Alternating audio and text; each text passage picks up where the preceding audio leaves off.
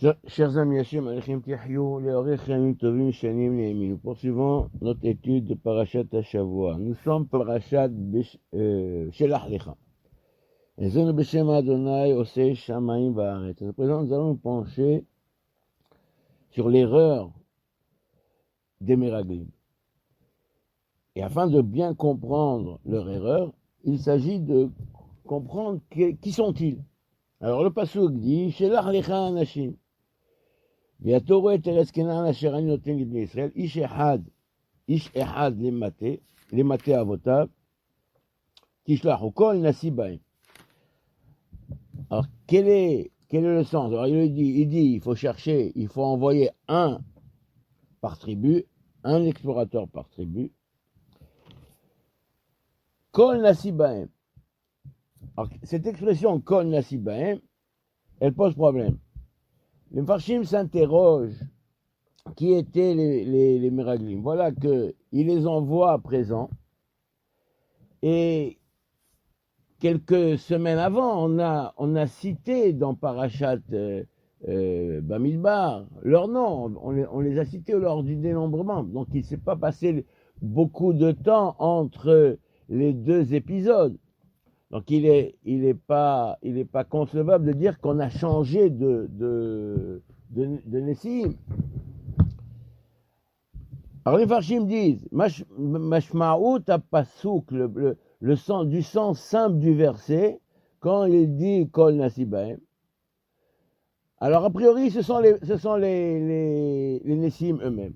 Et c'est comme ça que certains commentateurs que c'est machement de certains commentateurs que c'est vraiment les mêmes Nessim. Alors la question se pose, pourquoi on leur a changé le nom? D'autres commentateurs disent non. Quand il est dit Kol Nasibahem, ça signifie que le pouvoir qui a été donné à ces explorateurs, parce qu'il y a marqué Kulam Anashim, c'est des gens importants, le terme Anashim s'emploie pour des gens d'importance. Donc on leur a donné une fonction.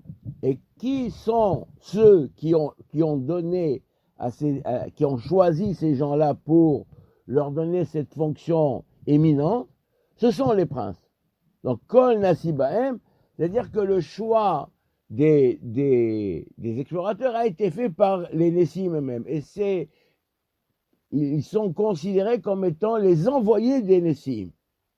Donc les Nessim leur donnent le pouvoir, les introduisent dans cette fonction et leur donnent leurs énergies, l'énergie de la tribu. On a déjà vu cette idée que le nasi de chaque tribu détient, il est la tête de la tribu, il détient des énergies particulières, un corps, une force particulière qui va permettre, par exemple, lors du dénombrement, il va permettre à ceux qui ont été dénombrés, parce qu'il y a marqué de compter la tête des individus, les Golgolotam, on l'a dit dans le dénombrement. Donc le nasi donne la force, il élève la personne, puisqu'il détient les énergies de toute la tribu entre ses mains. Donc ici, chaque nasi de chaque tribu confie cette mission à ces individus, à ces personnes qui ont été choisies, et leur attribue les énergies nécessaires. Donc ils les ont élevés. Le nasi élève la personne qu'il choisit pour cette mission. C'est le sens de Kol Nasibahem. Donc il ne s'agit pas uniquement, donc a priori, il ne s'agit pas des Nessim eux-mêmes, d'après cette version, mais il s'agit des énergies attribuées par les Nessim. Ça, c'est le sens, a priori, de ce qui est marqué. Quand bien même, dans le Zohar HaKadosh, il est dit de manière différente. Nous allons voir qu'est-ce que dit le Zohar.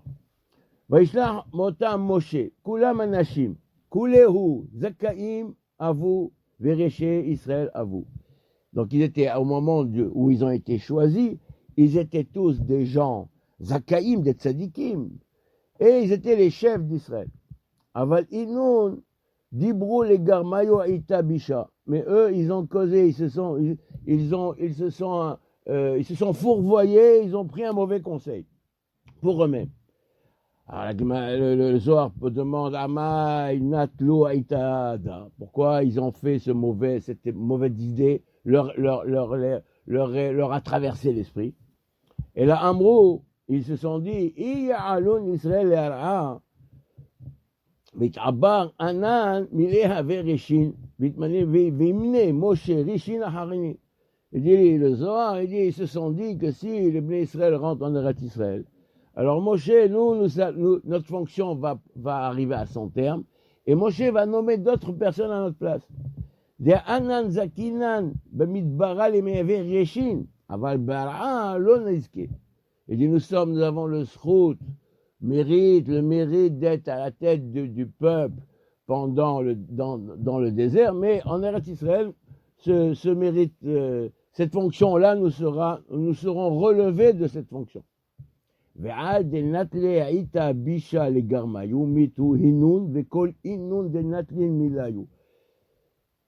donc, de ce fait-là, puisqu'ils ont pris ce mauvais conseil, ils se sont fourvoyés, donc c'est pour ça qu'ils sont morts dans le désert. Donc eux-mêmes ont dit, nous ne pourrons pas continuer cette fonction en Eretz Israël.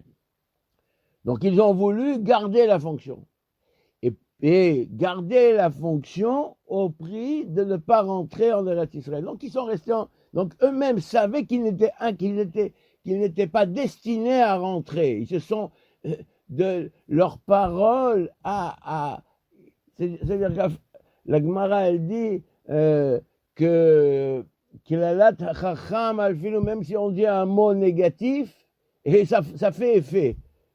Dans le Nefesh HaChaim, il ramène à plusieurs reprises les Shonot HaZohar où il est dit qu'un mot fait effet.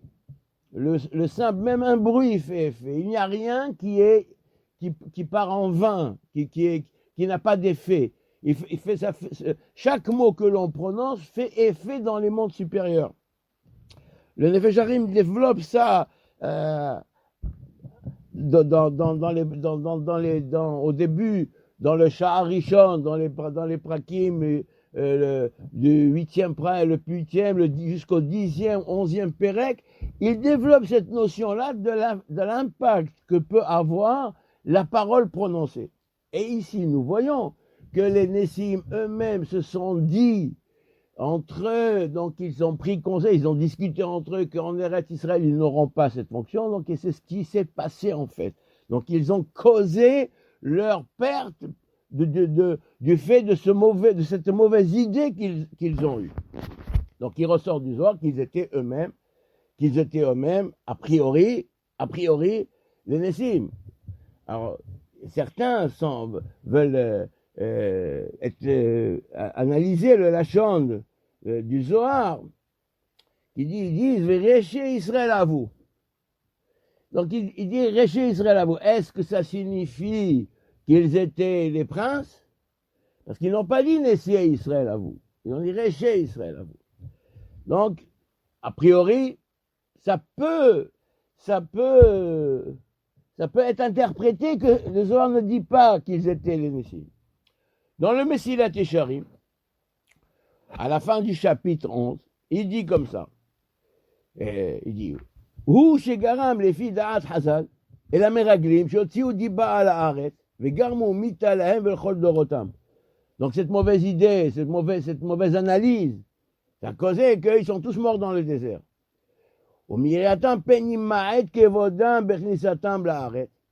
Et la crainte qu'ils avaient que la gloire ou le kavod qui leur revenait serait diminué en rentrant en Eretz Israël.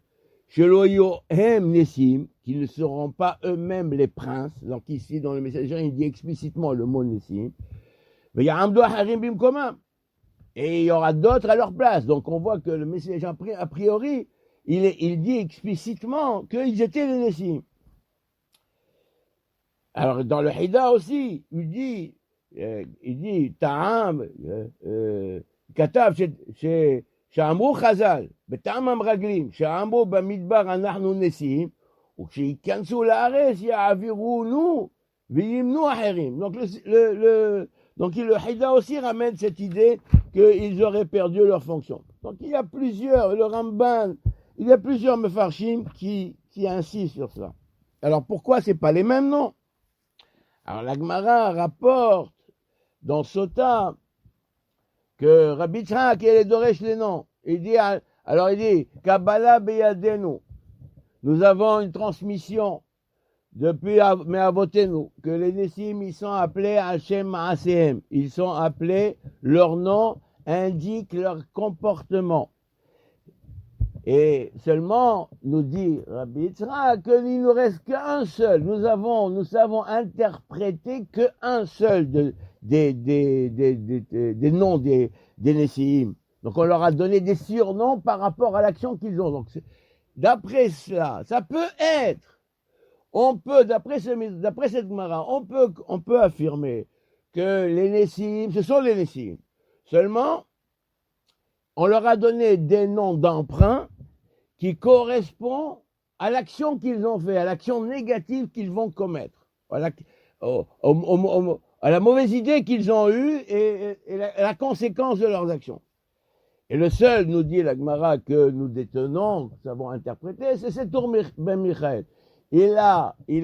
Setour, ça veut dire contredire, et ce monsieur-là a contredit la parole de Dieu, et il s'est rabaissé. Michael, c'est Mach. Mach, c'est-à-dire il est devenu faible, il s'est affaibli. Oui. Et plus loin, la Gemara rapporte au nom de Rabbi Haman une autre interprétation d'un autre nom, de Narbi ben Vovsi. Donc il y a deux, dans la Gemara, donc nous avons deux interprétations des noms, de deux des noms. Dans le Midrash Tanchuma, dans le Midrash Rabbah, quand il dit Ve'ele Shemota, alors il dit ici, alors il dit c'est quoi Shemota? Le Midrash dit, il y a des noms, il y a des gens dont le nom est beau et l'action est belle. Il y a des noms où le nom est beau, mais l'action est négative. Il y a des gens dont le nom n'est pas beau, c'est pas un bon nom, mais les actions sont bonnes. Et il y a des gens que le nom il n'est pas bon, c'est un mauvais nom, et leurs actions aussi sont négatives. Et à ce propos, le Midrash ramène les Meraglim. Donc les Meraglim, leur nom est négatif, donc on peut être Doresh, on peut commenter a priori tous les noms des Meraglim de manière négative et en fonction de l'action qu'ils ont commis, de l'action qu'ils ont accomplie. L'action négative et les conséquences négatives de l'action qu'ils ont engendré. Ils ont engendré le fait que 40 ans, les Bnei Israël vont rester dans le désert. Donc ça, c'est le premier point. Alors, du Zohar, il ressort qu'ils ont eu peur de perdre leur fonction. Et il n'y a que deux individus, deux parmi eux qui se sont renforcés, qui sont restés à part, c'est Yoshua et Caleb. Alors Yoshua, Moshe Rabbeinu, il dit, le Rashi dit, Vaikra Moshe leHoshea Benu Yehoshua. Alors qu'est-ce qu'il dit? Il dit, Yah Yudke, le Shem Hashem Yudke, va t'aider à te préserver à te préserver de l'influence de tes collègues, des autres qui partent en mission. Et Caleb lui-même est parti implorer sur la tombe des Havot de ne pas être influencé. Alors quel est le sens? Alors donc dans le Shem Yudke, va te venir en aide. On nous dit, Rabbeinu Hari dit que le Shem Yudke, c'est un Shem particulier qui vient aider. Le Shem Yudke vient aider ceux qui sont dans l'humilité et la modestie. Pourquoi? Parce que le mot Gahava est valeur numérique de 15, Yudke c'est 15. Alors donc si le type il est Baal Gahava, Alors Akadosh Baruch Hu dit, En ani va'u yecholim ladur b'madur echad. Il dit, Akadosh Baruch Hu ne peut pas être présent dans un lieu où il y a un orgueilleux. Donc pourquoi? Parce que donc, le Shem Yudke s'en va. Alors, du fait que Yoshua, il est particulièrement modeste, il a cette mida, cette qualité de modestie. Alors c'est pour cela que Moshe lui a attribué l'aide du Shem Yudke. Donc c'est de ce fait-là que Yoshua, il va se préserver. A priori, mais Yoshua, il n'est pas le nassi de sa tribu, a priori. Mais il va être, plus tard, le roi. C'est lui qui va prendre la place de Moshe. Alors, comment Yoshua a appris cette modestie? C'est ça ce qui nous intéresse. Donc, il y a la fonction. On attribue à une personne une fonction. Il y a des fonctions à remplir dans la hiérarchie, dans la structure de la société. Ici, il faut des meraglim, il faut des princes, il faut des gens qui sont d'importance pour remplir un rôle et certaines fonctions. Maintenant, est-ce que la personne s'identifie à la fonction, ou bien, et s'accapare la fonction, ou bien cette personne-là, elle va se mettre au service de sa fonction. C'est ça tout le problème de l'humilité. Quelqu'un a une place importante dans la société, dans la communauté, il doit savoir qu'il est au service des autres. Mais c'est le fait qu'il y ait du kavod, le fait qu'il y ait des honneurs, etc., ça peut monter à la tête. Donc ces gens-là, ils se sont dit, nous avons du kavod, nous avons une fonction, pourquoi allons-nous la perdre? Donc on s'accroche au fauteuil. C'est ça l'erreur qu'ils ont commise. Et Yoshua a appris de Moshe. Donc dans la paracha précédente, nous allons voir la madrega de Moshe Rabbeinu et dans quelle mesure Yoshua a été inspiré de Moshe. Alors dans la paracha, il est dit, la semaine dernière, il est dit que Myriam a parlé, Vatedaber Myriam,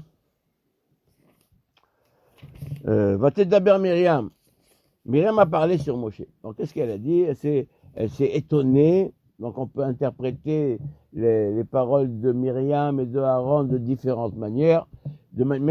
Quand bien même on les interpréterait de manière positive.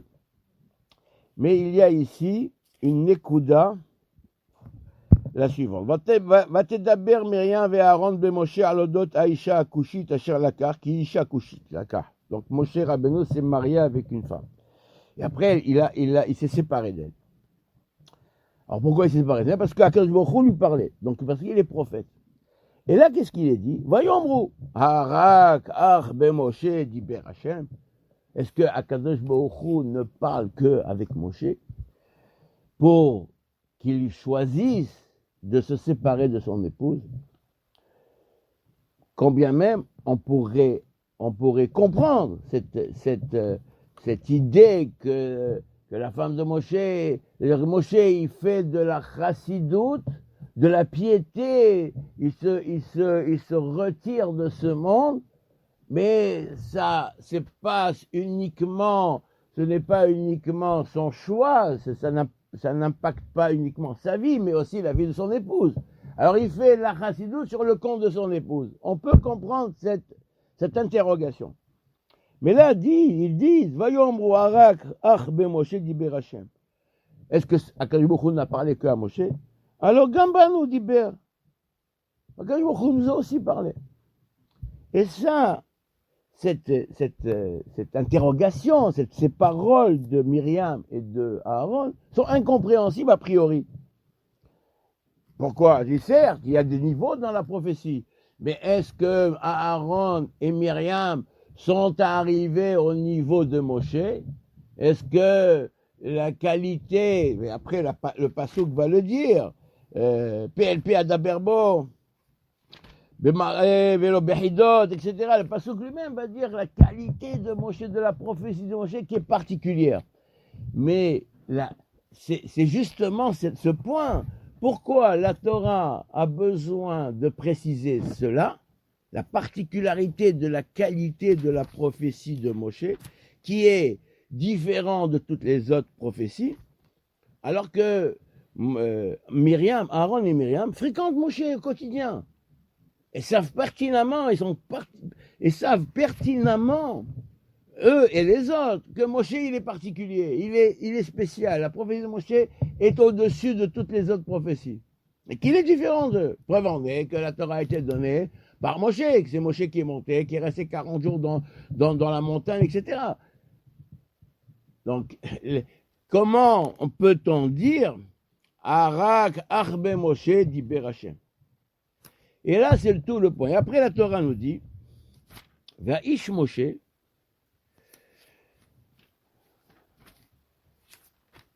juste après, il est dit Vaishma Hashem. Donc, Vaishma Hashem, les paroles de Myriam. Après, il est dit Va'ish Moshe, Anav Meod. Anav avec un Yud, un peu de Vav, il est. Le Vav, il est le passouk, les Midrashim disent que le Vav, il est coupé. Mais Anav Meod Mikol Adam Asher al Pene Adama. Qu'est-ce que cela vient faire ici? Pourquoi la Torah a besoin d'insister sur le fait que Moshe est particulièrement modeste? Il agit avec une humilité tout à fait spéciale, au-dessus de tout ce qui peut être concevable pour l'être humain. Pourquoi il est mentionné cela ici? Ça n'a rien à voir. Est-ce que ça veut dire que Moshe n'a pas répondu? Il n'a pas besoin de répondre. C'est pas la première fois que Moshe ne répond pas. Et tout d'un coup, Vayomer Hashem Pitom, etc. Donc Hashem parle à Moshe, Aaron et Myriam soudainement alors qu'ils étaient, eux, indisposés. Ils avaient un problème. Alors ici, le pasuk veut dire Ve'ish Moshe Anav Meod, Mikol Adam Asher al Pene Adama. Ça vient justifier les paroles de. Le pasuk ici, Ve'ish Moshe Anav Meod, vient justifier, vient expliquer comment il est possible que Myriam et Aaron puissent parler sur Moshe. Le pshat, il est comme ça. Le pshat, c'est le suivant. Il dit Moshe connaît sa dimension.